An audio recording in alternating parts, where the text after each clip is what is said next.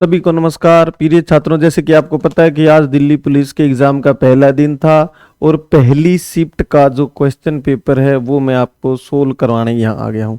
GS के 50 के 50 question मैं आपका सोल्व कराऊंगा। ये क्वेश्चन आप सोल्व करेंगे तो आने वाले जो एग्जाम है 3 तारीख तक जो एग्जाम चले उसमें ये आपकी मदद करेगा, क्योंकि घुमा फिरा के यही सवाल आपसे पूछते हैं।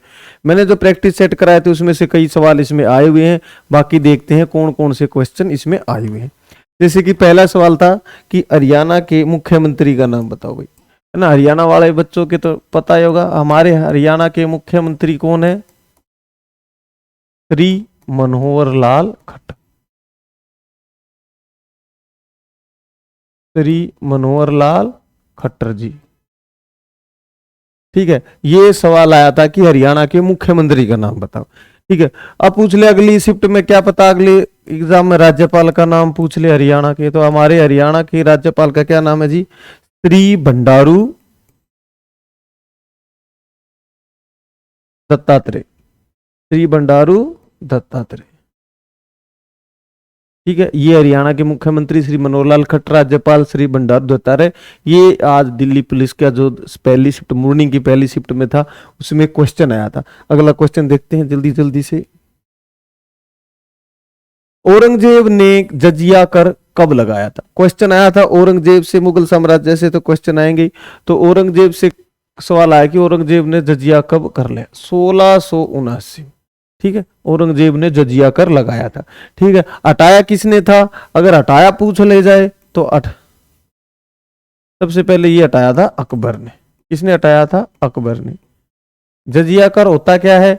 ये जो गैर मुस्लिम है, जो भी गैर मुस्लिम थे उनके ऊपर एक कर लगाया जाता है जिसको बोलते थे जजिया कर, ठीक है।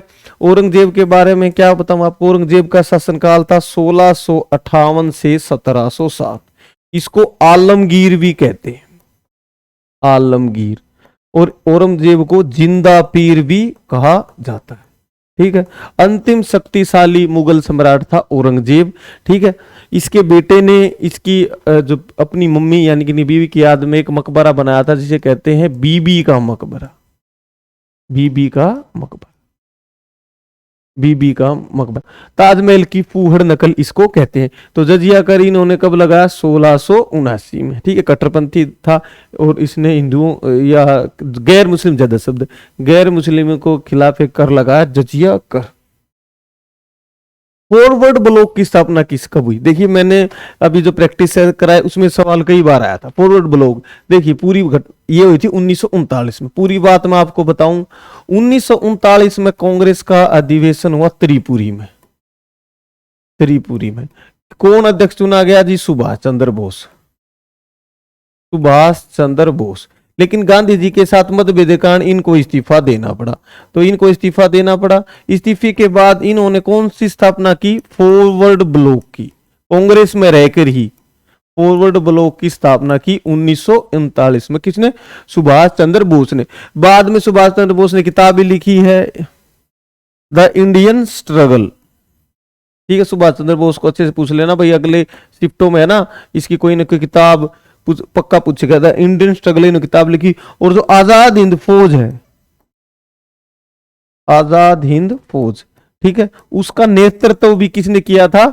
सुभाष चंद्र बोस ने। इन्होंने आईसीएस परीक्षा जो आईएएस है वो भी परीक्षा पास की थी, लेकिन नौकरी की नहीं, इस्तीफा दे दिया तुरंत। और 1939 में इन्होंने फॉरवर्ड ब्लॉक की स्थापना की थी, सुभाष चंद्र बोस ने। अगला क्वेश्चन है अलाउद्दीन खिलजी का कार्यकाल बताओ जी।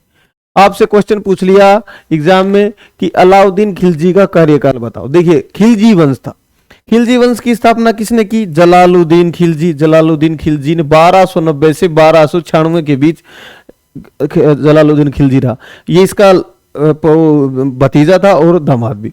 तो अलाउद्दीन खिलजी का शासन कब तक रहा? 1296 से 1316। 1296 से 1316 तक अलाउद्दीन खिलजी का शासनकाल हमारे सामने था। अलाउद्दीन खिलजी, ठीक है। अलाउद्दीन खिलजी को है ना सिकंदर ए सानी भी कहा जाता है। द्वितीय सिकंदर या सिकंदर ए सानी। इसने भी ये सोचा था कि सिकंदर की तरह है ना मैं भी पूरी दुनिया जीतता हूँ। इसके टीचर ने, गुरु ने इसको समझाया कि कुछ नहीं रखा इन बातों में, अपना घर रहो, ठीक रहो। तो इन्होंने बाद में विचार त्याग दिया। अलाउद्दीन खिलजी, इसी ने अलाई दरवाजा बनाया। अलाई दरवाजा कुतुब मीनार के पास। घोड़ों को दागने की, घोड़ों को दागना, यानी कि क्या होता था, व्यापारी लोग घोड़े बेचने आते थे ना, दिखाते कुछ थे, बेच दूसरा जाते थे घटिया किस्म का। तो इसने घोड़े को दागने की व्यवस्था शुरू की कि बढ़िया किस्म का घोड़ा, उस पर दाग लगाओ कि भाई ये सही घोड़ा है। और इसने फिर सैनिकों का उलिया भी लिखना शुरू किया कि भाई ये सैनिक जो भर्ती हुआ है, आजकल तो फोटो वगैरह खींच जाता है, बायोमेट्रिक लग जाता है, उस समय क्या सिस्टम था, तो उलिया लिखो भाई, कहाँ तिल निशान, ना कैसी ना कैसी। तो ये सिस्टम किसी ने शुरू किया। और अलाउद्दीन खिलजी की बाजार नियंत्रण प्रणाली बहुत फेमस रही भाई। बाजार नियंत्रण मतलब कि कीमतों को नियंत्रित करने का प्रयास किया गया, है ना। इसके जो सैनिक थे बेच बदल कर जाते थे और पूछते थे भाई कितने का सामान बेच रहे, जो सरकारी लिस्ट थी उससे ऊपर नीचे आप नहीं बेच सकते थे, ठीक है। और कठोर दंड दिया जाता था।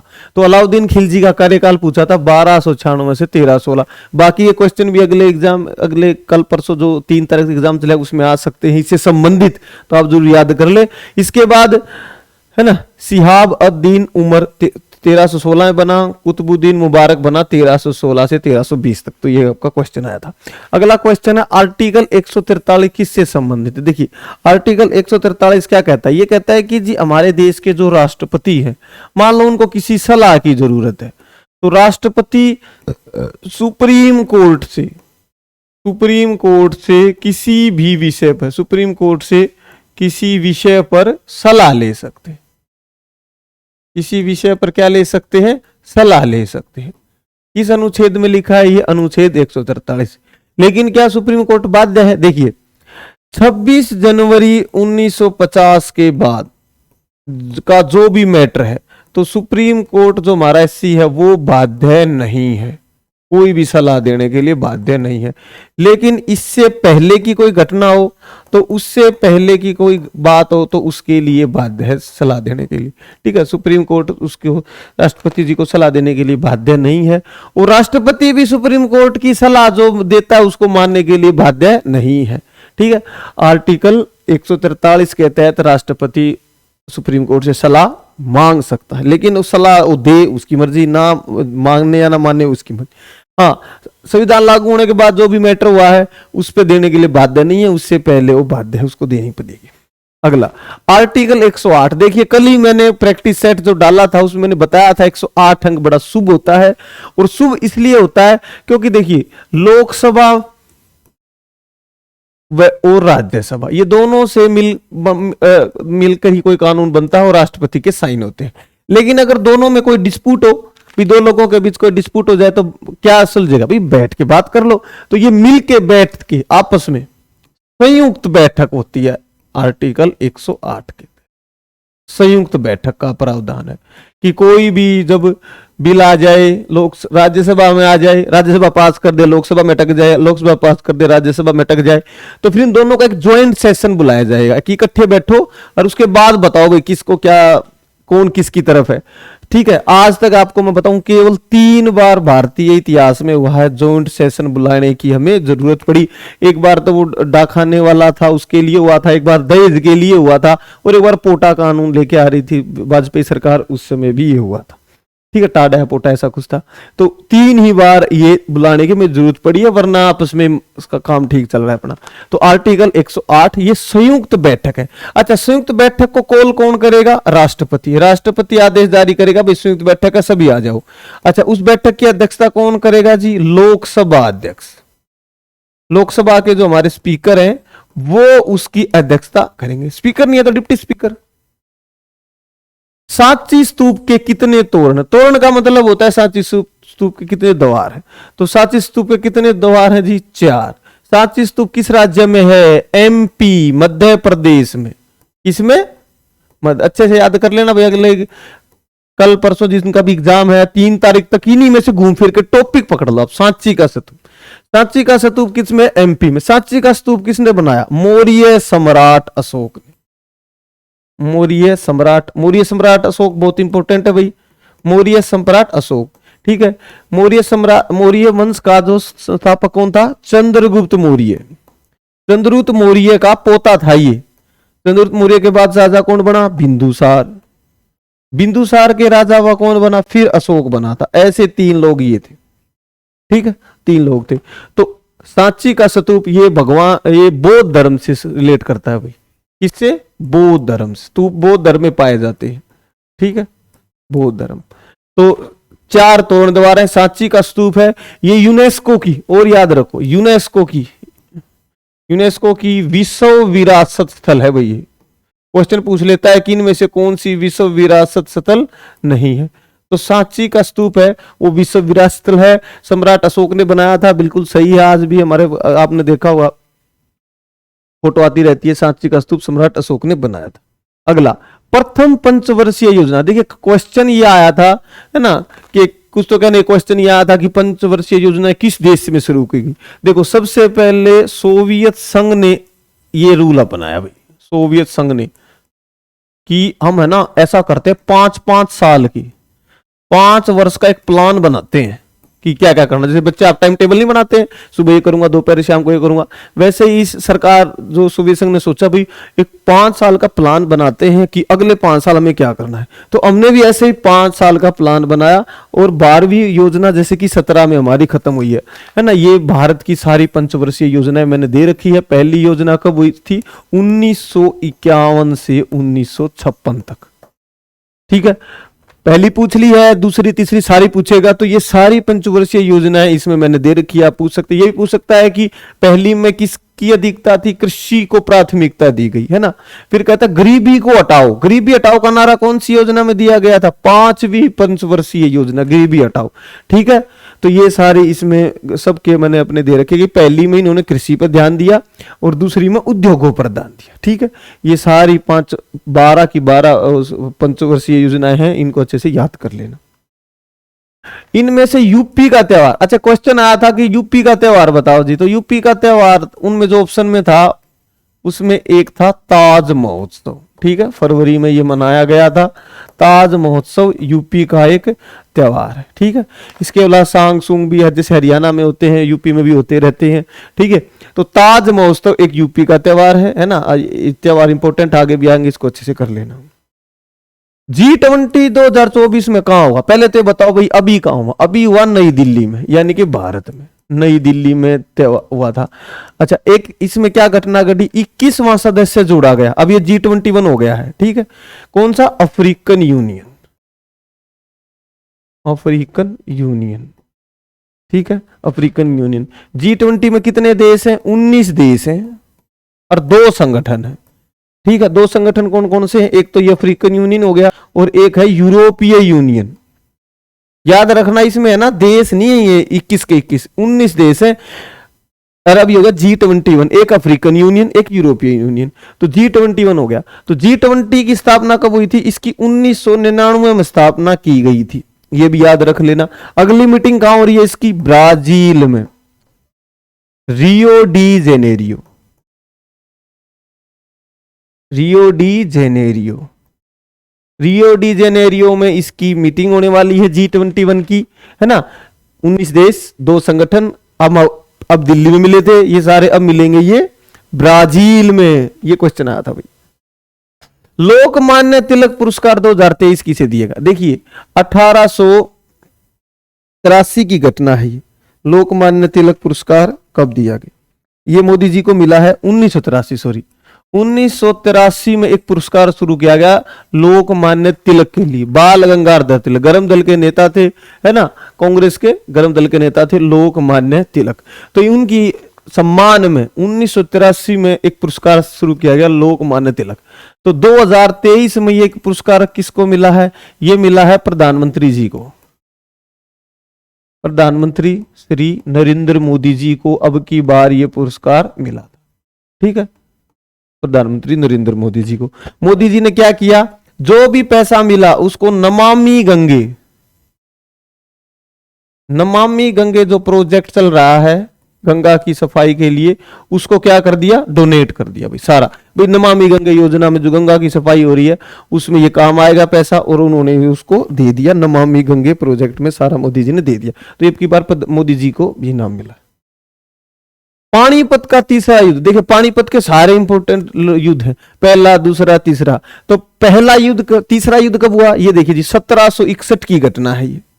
1761 में एक तरफ तो मराठे थे और दूसरी तरफ अहमद शाह अब्दाली। तो पानीपत की तीसरी लड़ाई पूछी है 1761 में, अहमद शाह अब्दाली, है ना, अहमद शाह अब्दाली।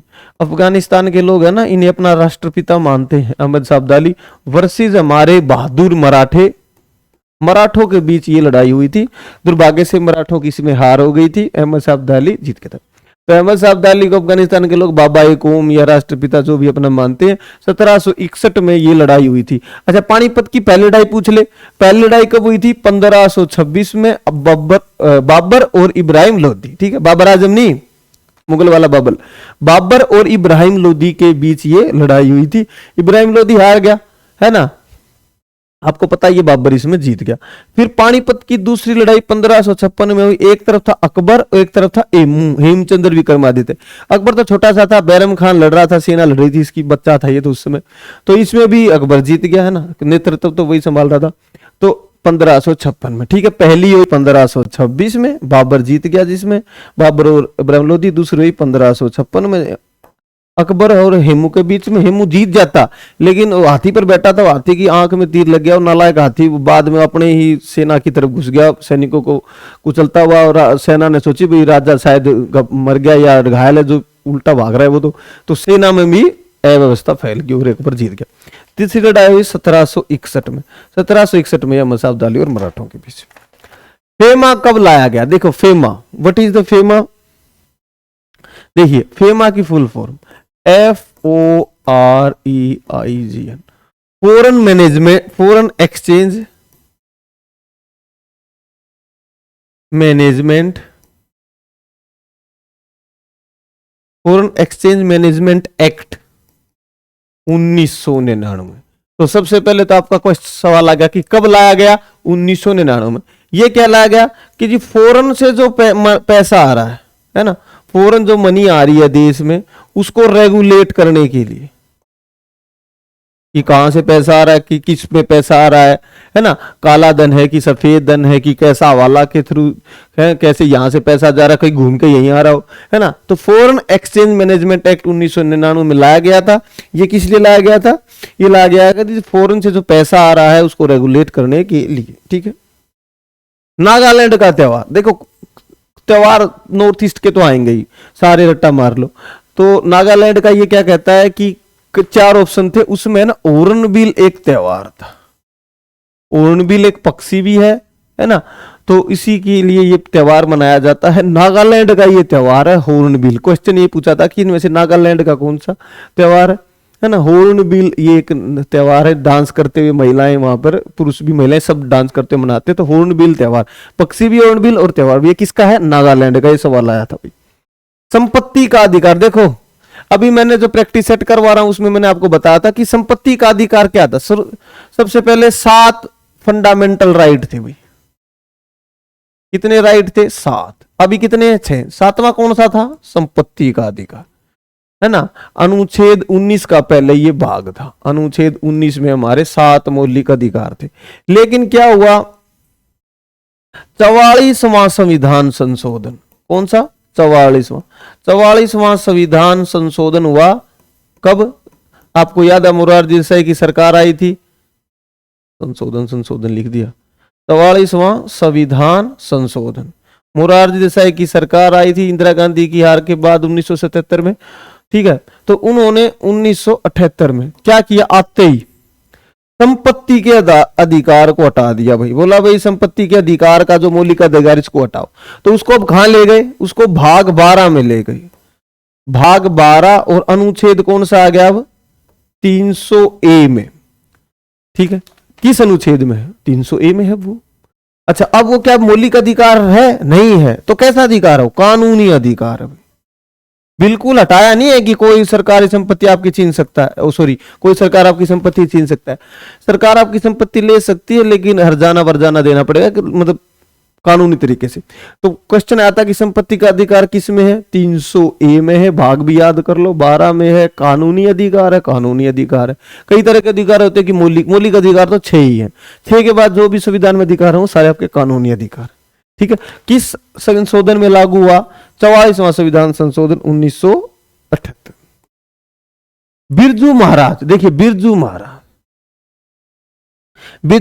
है ना, कथक करते हैं। ठीक है, बिरजू महाराज किसके क्या करते हैं, कथक। इनका पूरा नाम है पंडित ब्रजमोहन मिश्र, ये इनका पूरा नाम। अच्छा जी, ये करते क्या है, ये जी कथक करते हैं। आपको पता है 6 शास्त्रीय नृत्य हमारे, है ना, उत्तर भारत का एक ही है कथक।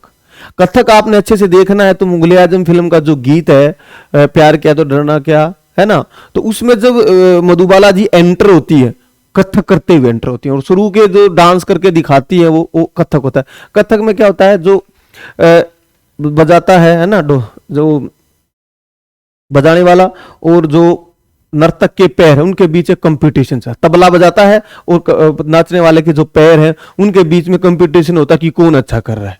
ठीक है, तो कथक ये करके दिखाते हैं। ठीक है, और इनका घराना क्या नाम है, कालिका बिंदादिन, है ना। घराना होता है भाई जिसकी मतलब एक विशेष पहचान हो कि भाई इनका ये अच्छा है, उनका वो अच्छा है, तो उनका एक घराना बन जाता है, इनका एक घराना है। इसके अलावा आपसे पूछ ले जी और कौन कौन कथक अच्छा अपने देश में करते हैं, तो इसमें देखो जी है, एक तो है सितारा देवी, है ना, याद कर लेना, ये सितारा देवी किससे संबंधित है, कथक से। उत्तर भारत का एक ही शास्त्रीय नृत्य है कथक, बाकी सब साउथ के। ठीक है, सितारा देवी, गोपी कृष्णा,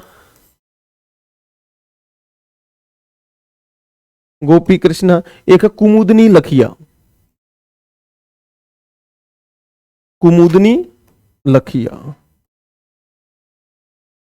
ठीक है, कुमुदनी लखिया और कुमुदनी लखिया गोपी कृष्ण हो गए जी। ये थे पंडित ब्रजमोहन मिश्र, बिरजू महाराज के नाम से जिनको जाना जाता है, कथक ये करते हैं। नमामि गंगे प्रोजेक्ट क्या, देखिए जी, नमामि गंगे क्या है, गंगा जी को, गंगा की सफाई कर, ठीक है, उसको स्वच्छ व फिर से सुंदर बनाना है। तो इसलिए भारत सरकार ने क्या किया, 2014 में एक प्रोजेक्ट शुरू किया गया, नमामि गंगे। क्या शुरू किया गया, Namami Gange.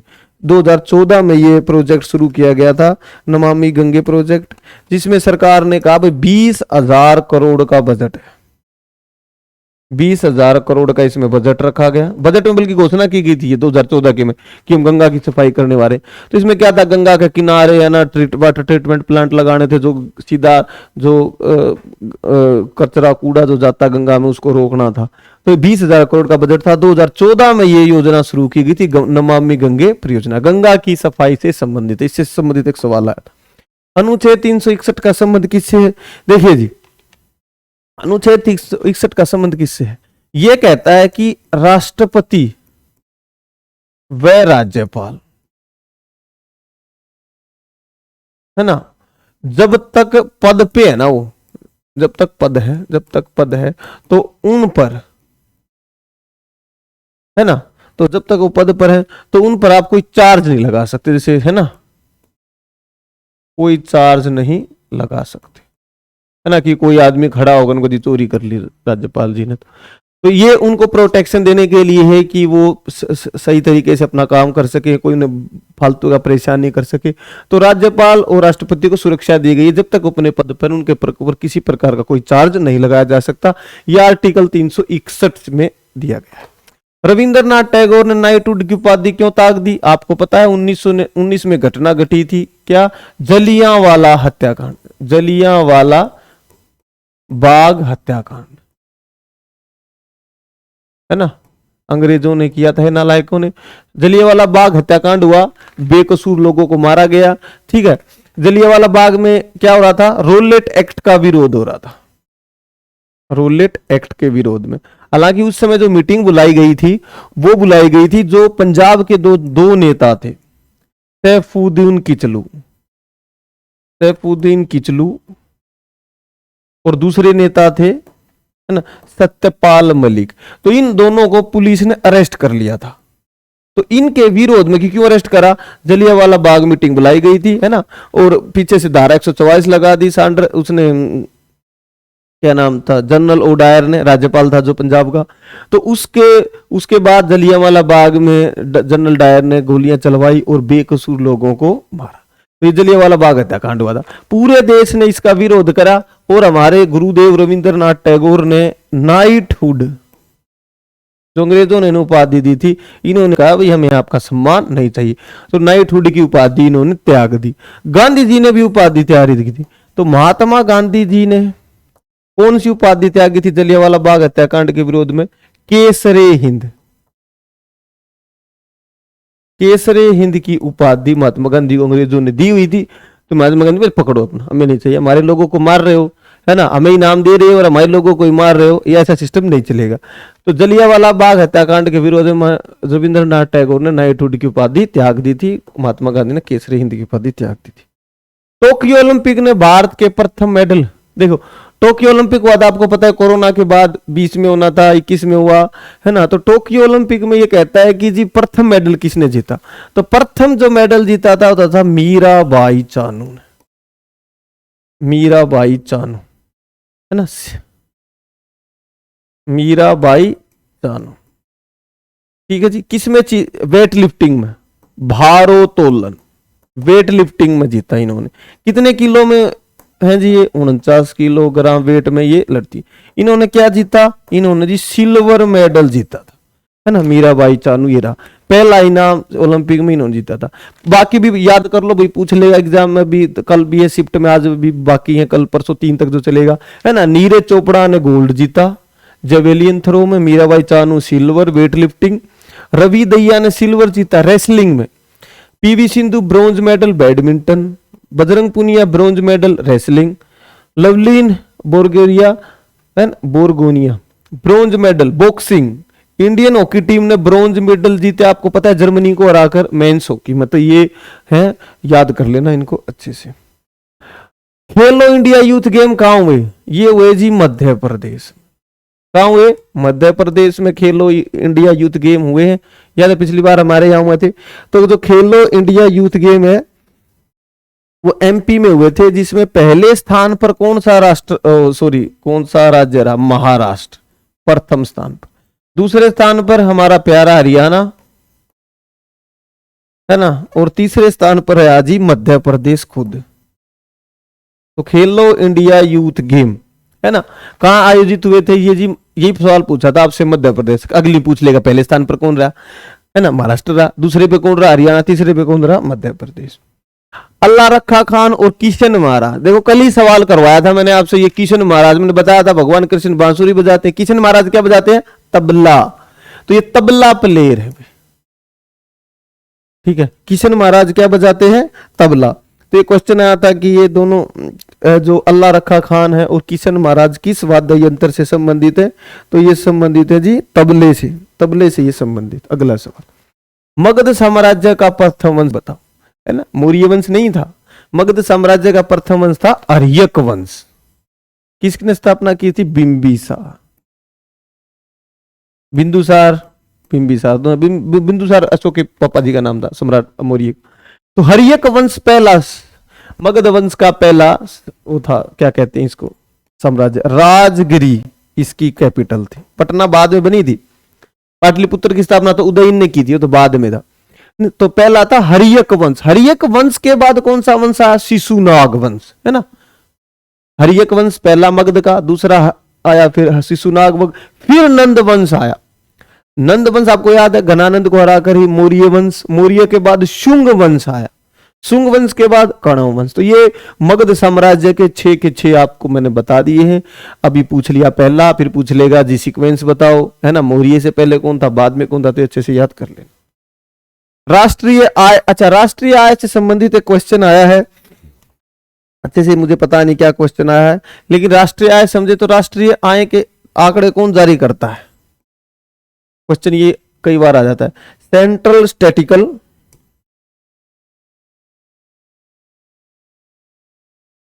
Central statistical office, CSO, इसकी जिम्मेवारी है भाई राष्ट्रीय आय के आंकड़े जारी करना। कब से हो रहा है ये? 1951 से ये सिस्टम चल रहा है। इसका मुख्यालय कहाँ है? दिल्ली में। ठीक है, क्वेश्चन यही आता है ज्यादातर। अब पता नहीं क्या आया था कि राष्ट्रीय आय के आंकड़े कौन जारी करता है। ठीक है, ये जारी करता है सेंट्रल स्टैटिस्टिकल ऑफिस, CSO। 1951 से ये काम कर रहा है, नई दिल्ली में इसका हेडक्वार्टर है। हालांकि भारत में पहली बार राष्ट्रीय आय को जानने का प्रयास किया था दादा भाई नेहरू जी ने। दादा भाई नेहरू जी है ना, इन्होंने ब्रिटिश रूल, कुछ ऐसी किताब लिखी थी, un British rule of India, ऐसा कुछ किताब इन्होंने दादा भाई नेहरू जी ने लिखी थी। ठीक है, सीधी धमाल नृत्य, सीधी धमाल नृत्य किस राज्य का है जी? देखिए नृत्य आपसे बहुत सारे पूछता है, इसने पूछा है सीधी धमाल नृत्य किस राज्य का है, तो ये है गुजरात का। गुजरात का मैंने 2-3 नृत्य कराए थे, आपसे पता था गरबा नृत्य भी गुजरात का ही नृत्य है। तो सीधी धमाल आपसे पूछा है गुजरात का। गुजरात का और है, देखिए ये है गरबा, है ना, डांडिया, टिप्पणी, जुरियन और भवई, ये गुजरात के नृत्य हैं। तो ये सारे नृत्य मैंने यहाँ दे रखे हैं, है ना। गुजरात का पूछा है, हरियाणा झूमर भी पूछ सकता है आपसे, है ना, तो इनको अच्छे से याद कर लेना। गरबा है ना, एक होता है, एक डांडिया हो गया, टिप्पणी, जुरियम, है ना, जुरिन और भवई, है ना। अब की बार सीधी धमाल पूछा है, तो बाकी ये इसमें है, याद कर लेना अच्छे से। कौन सा स्मारक कर्नाटक में नहीं है? 4 ऑप्शन दे रखे थे भाई उसमें कि कौन सा स्मारक कर्नाटक में नहीं है। ठीक है, तो कई स्मारक हैं जो कर्नाटक में स्थित है ना। तो इनमें से जैसे कि एक है हम्पी, है ना, जो है वो याद कर लेते हैं, जो इनमें से नहीं होगा वो नहीं है। हम्पी है ना। गोमतेश्वर भगवान की मूर्ति, है ना, गोमतेश्वर की मूर्ति, भगवान बाहुबली भी बोलते हैं इन्हें को। ये कहाँ है? ये स्वर्ण बेलागोला में, है ना। ये जैनों का एक तीर्थ स्थल है, किसका? जैन धर्म से रिलेट करता है।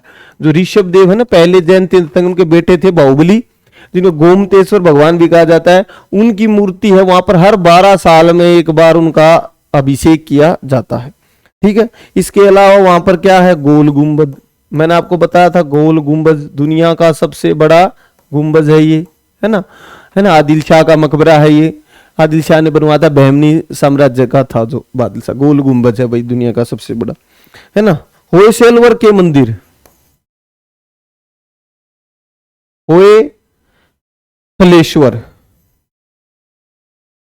होयसलेश्वर मंदिर, तो देखो ये कर्नाटक के मैंने आपको करा दिए जो फेमस है। इनके अलावा जो है वो है ही नहीं, वो तमिलनाडु का दे दिया कोई ऑप्शन, आंध्र प्रदेश का दे दिया होगा। हम्पी, गोमतेश्वर की मूर्ति, गोल गुंबद और होयसलवर, ये कर्नाटक में। 86वां संविधान संशोधन क्या था भाई? ये कहता है कि 86वां, देखो हमारे देश में एक संशोधन हुआ, 86वां संविधान संशोधन। कब हुआ ये हुआ 2002 में। तो इसके अंदर क्या किया गया? इसके अंदर संविधान में एक नया अनुच्छेद जोड़ा गया। कौन सा? 21A। ये क्या कहता है? शिक्षा का अधिकार,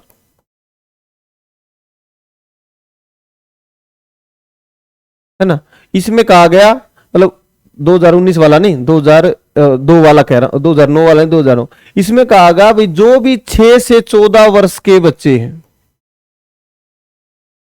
उनको मुफ्त शिक्षा दी जाएगी। कौन देगा उनको? सरकार देगी।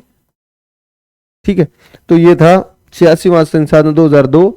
शिक्षा का अधिकार इसमें दिया गया, 6 से 14 साल का जो बच्चा है उनको शिक्षा का अधिकार इसमें दिया गया, 86वां संविधान संशोधन। ठीक है, 2002 में। ठीक है, तो अगला क्वेश्चन है,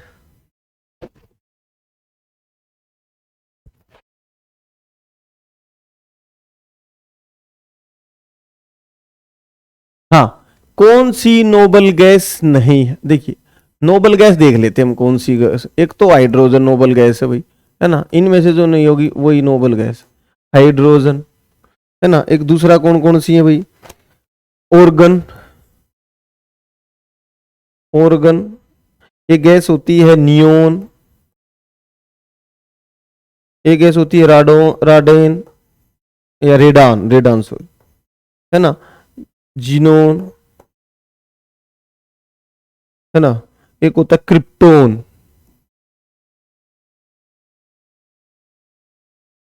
तो ये सारी नोबल गैस होती है। तो इनके अलावा जो अवसर में आया वो नोबल गैस नहीं है।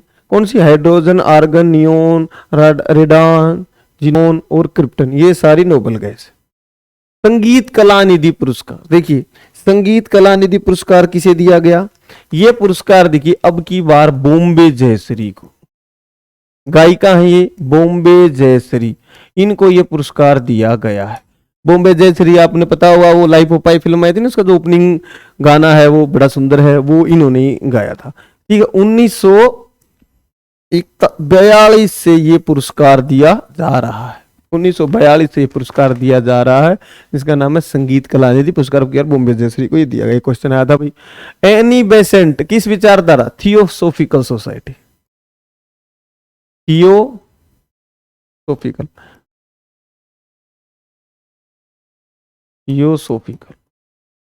थियोसोफिकल एक सोसाइटी थी भाई, जो भारत के, जो प्राचीन भारत के जो ज्ञान था, जो वेद थे हमारे, उनमें बड़ी रुचि रखती थी। अमेरिका में इसकी स्थापना हुई थी, है ना, कर्नल अर्काट वगैरह जो लोग थे, है ना, उन्होंने इसकी स्थापना की थी। ठीक है, तो एनी बेसेंट है वो आयरलैंड की एक महिला थी, भारत में आई थी भी, आयरलैंड भी आजादी के लड़ रहा था, हम भी लड़ रहे थे, तो ये हमारी मदद करने भारत में आई थी एनी बेसेंट। और ये एनी बेसेंट बाद में थियोसोफिकल सोसाइटी में शामिल हो गई और इसकी बड़ी इन्होंने प्रचार प्रसार करा, तो थियोसोफिकल सोसाइटी संबंधित है। एनी बेसेंट कहाँ की थी? आयरलैंड की थी। दूसरी बात है, एनी बेसेंट ने क्या करा था? एनी बेसेंट ने सेंट्रल हिंदू कॉलेज की स्थापना की थी। यही कॉलेज बाद में जाकर क्या बन गया? बनारस हिंदू विश्वविद्यालय। देख लो, मदन मोहन मालवीय के प्रयासों से बाद में ये बनारस हिंदू विश्वविद्यालय बन गए। ठीक है, एनी बेसेंट। और ये आपको पता है एनी बेसेंट, जैसे कि मैंने बताया था, ये कांग्रेस की अध्यक्ष बनने वाली प्रथम महिला, कांग्रेस की अध्यक्ष बनने वाली प्रथम महिला एनी बेसेंट। हालांकि भारतीय महिला की बात की जाए तो सरोजिनी नायडू आंसर होगा, लेकिन ओवरऑल महिला की बात की जाए तो एनी बेसेंट उनकी पहली सदस्य बनी थी। ठीक है, ये था हमारा इसमें क्वेश्चन। आग्नेय चट्टान, ये देखो जी, ये सारी आग्नेय चट्टान ही है आपके सामने, है ना। आग्नेय चट्टान कौन सी होती है? आग्नेय चट्टानें वो होती है जो कि मैग्मा, पृथ्वी के अंदर से जो मैग्मा बाहर निकलता है उसके बाद वो बन जाएगा लावा।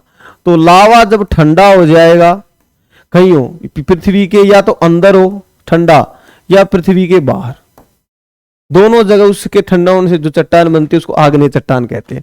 ठीक है, जैसे कि बैथोलिथ आग्नेय चट्टान, लेपोलिथ आग्नेय चट्टान, सील, डाइक, है ना, ये सारी फेकोलिथ कह लो, है ना, फेकोलिथ, है ना, डाइक, सील, ये सारी आग्नेय चट्टानों के उदाहरण है।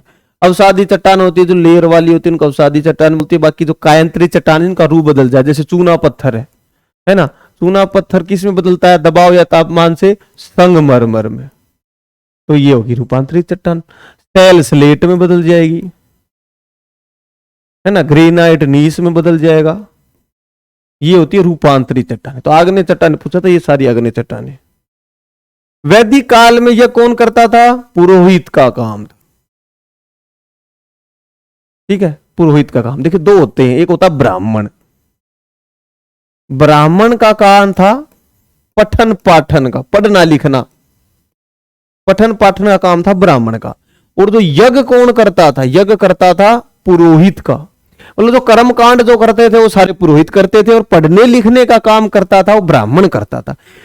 पर इसीलिए तो हमारे समाज में देखो शुरू से ही पढ़ाई को कितना महत्व दिया गया कि जो पढ़ेगा लिखेगा वो ब्राह्मण बनेगा। भाई वाल्मीकि जी तो शुरू से वो नहीं थे ब्राह्मण, लेकिन देखो ब्राह्मण कहते क्यों वाल्मीकि जी? क्योंकि उन्होंने पढ़ने लिखने का काम किया। बहुत सारे ऐसे लोग थे जो तथाकथित रूप से छोटी जाति से थे, लेकिन समाज उस समय उनको एक्सेप्ट करता था। आज तो पूरी तरह समाज बिल्कुल जन्म से आधार पर जाति को मानता है, लेकिन शायद वो लोग हमसे ज्यादा अच्छे होंगे, है ना।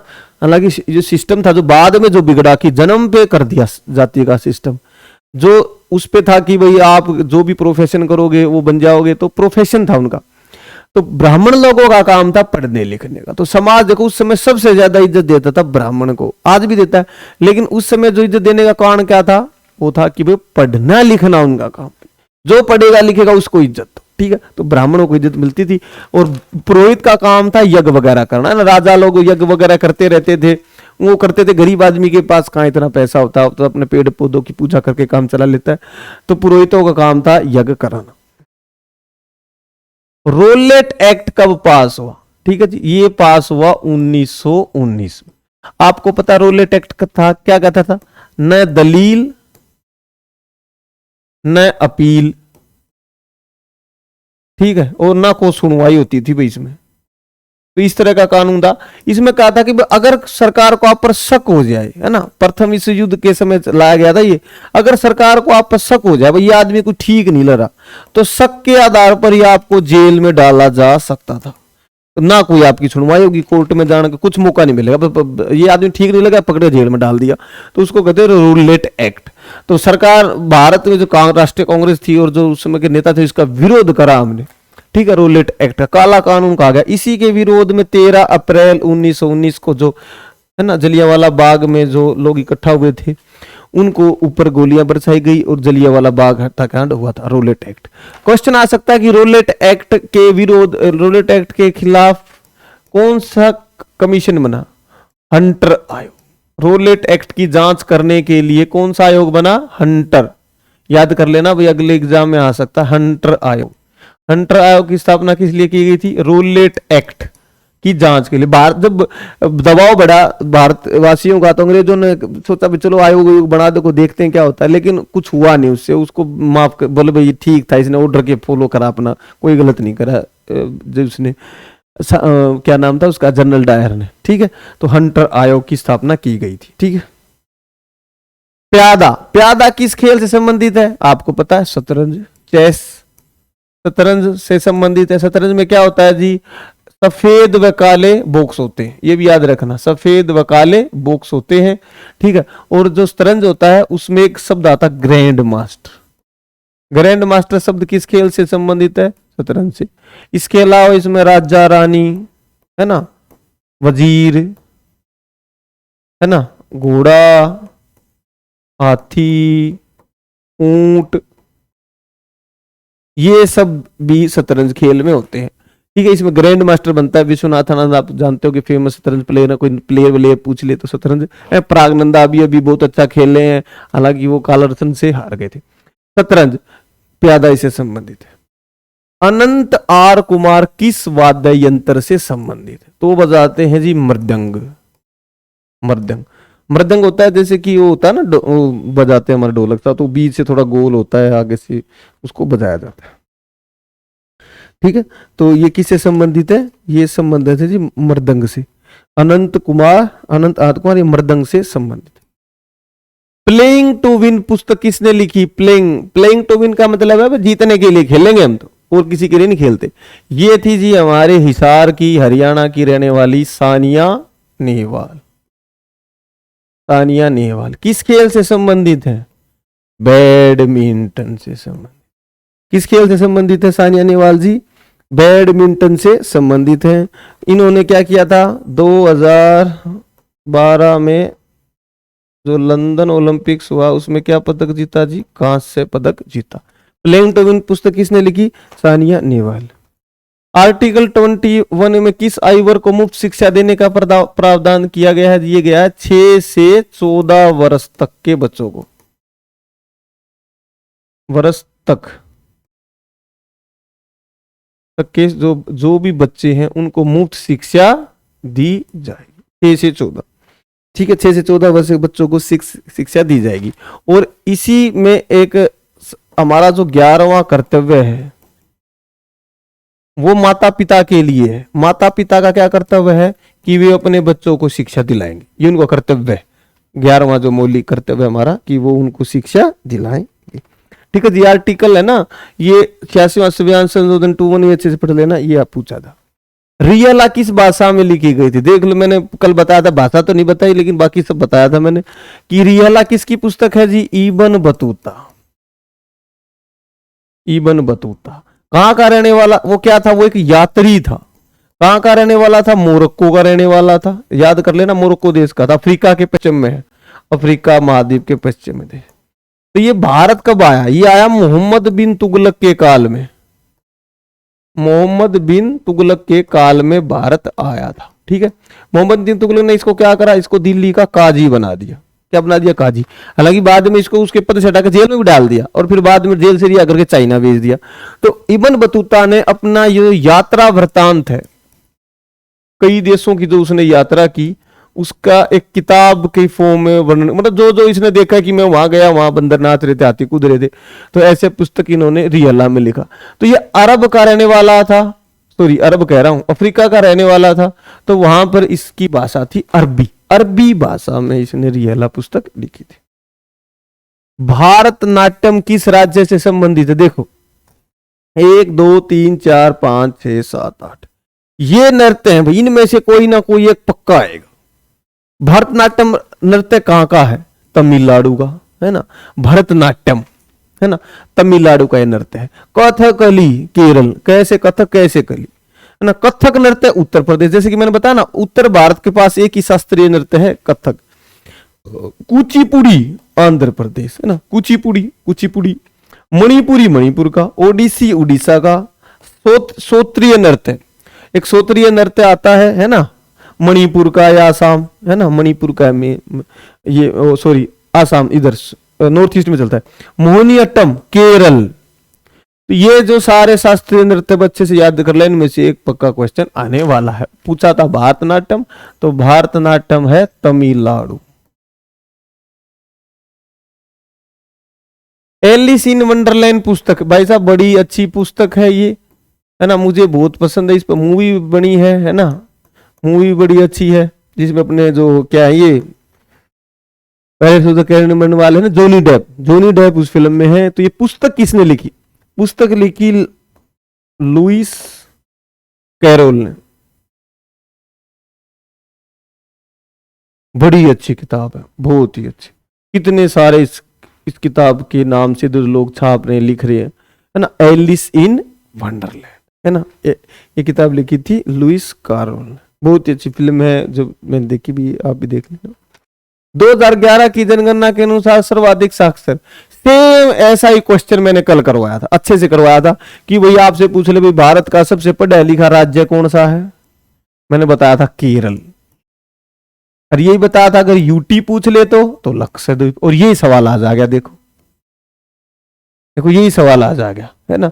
और फिर मैंने यही बताया था कि सबसे कम पढ़ा लिखा राज्य, कम साक्षर कौन है, ये जी अपना बिहार। अच्छा ऐसे याद कर लेना, जैसे सर्वाधिक लिंगानुपात पूछ ले तो केरल है ना, सबसे कम लिंगानुपात पूछ ले तो हरियाणा है ना। अच्छे से याद कर लेना भाई, ये सवाल कहीं आ जाते हैं। ठीक है, राज्यपाल विधेयक को किस अनुच्छेद के तहत मंजूरी देता है। देखो अगर राज्यपाल को कोई विधेयक आ जाए तो किस आर्टिकल के तहत उसको मंजूरी देगा, अनुच्छेद 200 के तहत। अनुच्छेद 200 के तहत राज्यपाल क्या करता है, राज्यपाल किसी अनुच्छेद को मंजूरी देता है। ठीक है, राज्यपाल विधानसभा द्वारा कोई भी जो बिल पास किया जाता है, तो जब तक वो राज्यपाल के उस पर सिग्नेचर नहीं होंगे, साइन नहीं होंगे, वो कानून नहीं माना जाएगा। तो 200 अनुच्छेद 200 के तहत, ठीक है, राज्यपाल। संविधान के आर्टिकल 153 में क्या लिखा है कि हर जगह एक राज्यपाल होगा। यूपी की निर्वाह फसल, देखो दो तरह की फसल होती है भाई, एक होती है जीवन निर्वाह फसल। क्या होती है, जीवन निर्वाह फसल, जो कि जीने के लिए उगा रहे हम, किसके, वो मतलब खाने के लिए, मतलब खाने के लिए, खाने के लिए जो फसल बोलते हैं उसको जीवन निर्वाह बोलते हैं। एक होती है वाणिज्यिक फसल, वाणिज्यिक कह लो या व्यापारिक, वाणिज्यिक फसल। वाणिज्यिक फसल क्या होती है, जो उगा रहे हम है ना बेचने के लिए, बाजार के लिए। अब यूपी में जीवन निर्वाह फसल क्या है, गेहूं है भाई साहब, गेहूं। अच्छा अगर यूपी की व्यापारिक फसल पूछ ले तो गन्ना, क्या गन्ना, गन्ना या धान है ना। जैसे आप हरियाणा में देख लो, हरियाणा में गन्ने जो गन्ना या फिर कपास भी है। जीवन निर्वाह फसल क्या होती है, खाने के लिए, गेहूं होगी है ना, जैसे गन्ना धान कपास बेचने के लिए उगाता है, तो ये वाणिज्यिक फसल होगी। तो इसका आंसर आएगा गेहूं। बहमनी साम्राज्य की स्थापना के समय दिल्ली का सुल्तान, देखिए बहमनी साम्राज्य की स्थापना किसने करी थी? हसन गंगू ने करी थी। ये पूछ रखा है कि जी उस समय दिल्ली का सुल्तान कौन था? MBT, मोहम्मद बिन तुगलक।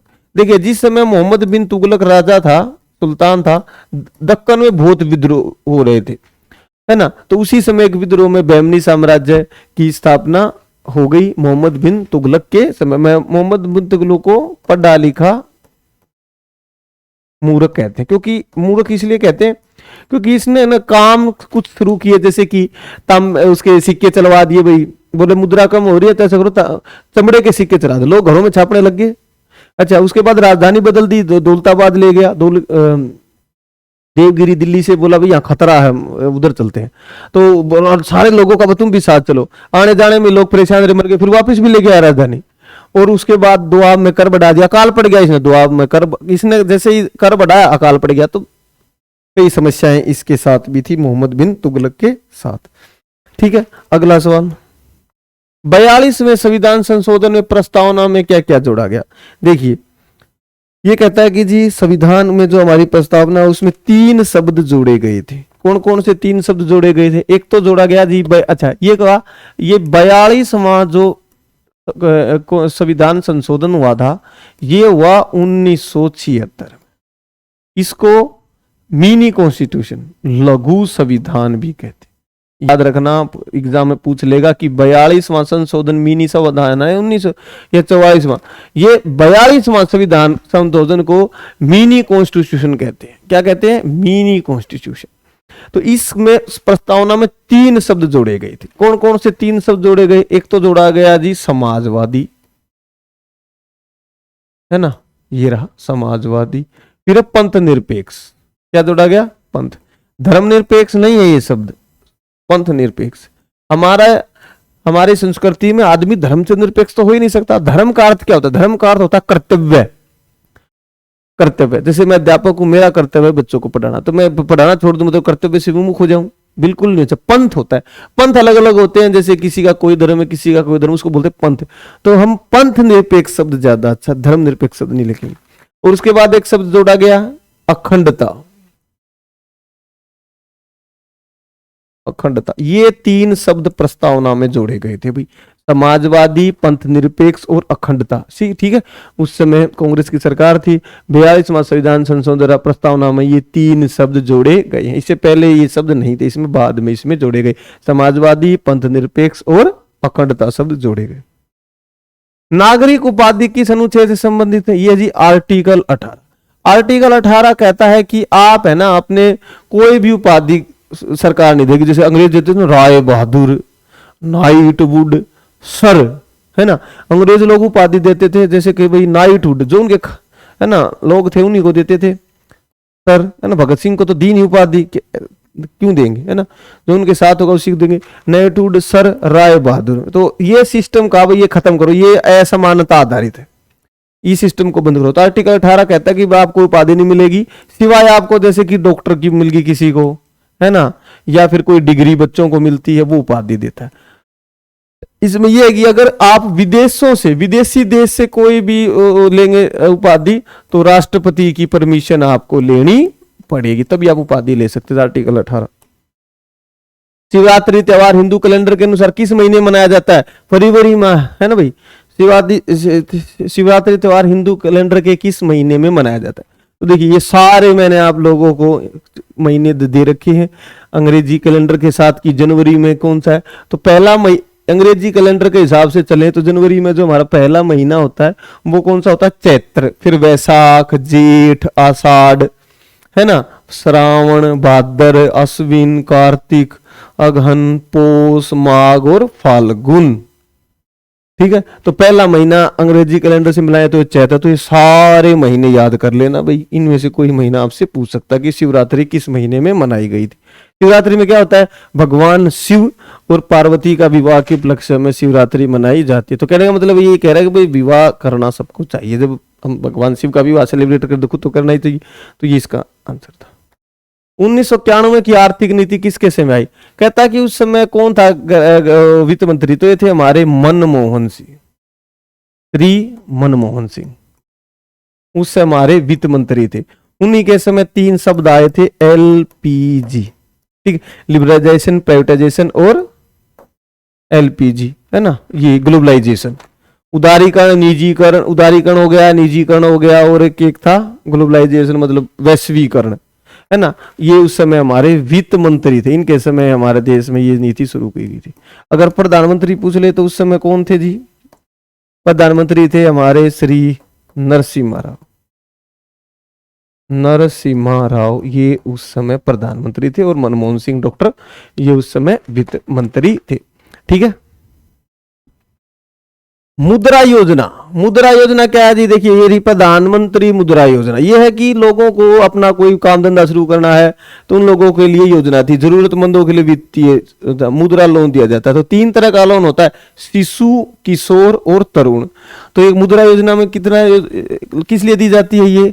ये दिया जाता है कि आप अपना कोई कार्य शुरू कर सके, कोई उद्यम, अच्छा शब्द, कोई उद्यम शुरू कर सके, उद्यम के लिए दी जाती है। तो 3 तरह के लोन होते हैं, शिशु, किशोर और तरुण, 3 तरह का लोन इसमें दिया जाता है। जैसे 50,000 तक का लोन है तो शिशु लोन, किशोर लोन 50,000 से 5 लाख तक, और 5 से 10 लाख तक के लोन को क्या कहते हैं? इसे कहते हैं जी ये तरुण, है ना, तरुण लोन। तो ये एक मुद्रा योजना दी गई थी ये आपको कि भैया आप अच्छे से कोई काम धंधा अपना शुरू कर सकें और आसान किस्तों पर ऋण आपको मिलता है। आईबीए पुरुष विश्व मुक्केबाजी चैंपियनशिप का संबंधित सवाल आया था भाई। तो ये चैंपियनशिप कहाँ हुई? ये हुई जी ताशकंद में, ताशकंद में, और उज्बेकिस्तान की राजधानी है ताशकंद, वहां पर ये चैंपियनशिप हुई है ना, विश्व बॉक्सिंग एसोसिएशन की, मतलब बॉक्सिंग चैंपियनशिप सी, तो ताशकंद में हुई। तो ये भारत का यहाँ पर कैसा प्रदर्शन रहा? भारत ने जी 3 स्थान प्राप्त किए, 3 ब्रोंज मेडल, 3 कांस्य पदक इसमें प्राप्त करे। तीनों के नाम मैं यहाँ लिख रहा हूं। 3 लोग थे कांस्य पदक जीतने वाले, जैसे एक थे दीपक कुमार, दीपक कुमार, दूसरे का नाम है निशांत देव, निशांत देव, इसने भी जीता, और तीसरे का नाम है मोहम्मद पस्मुद्दीन, मोहम्मद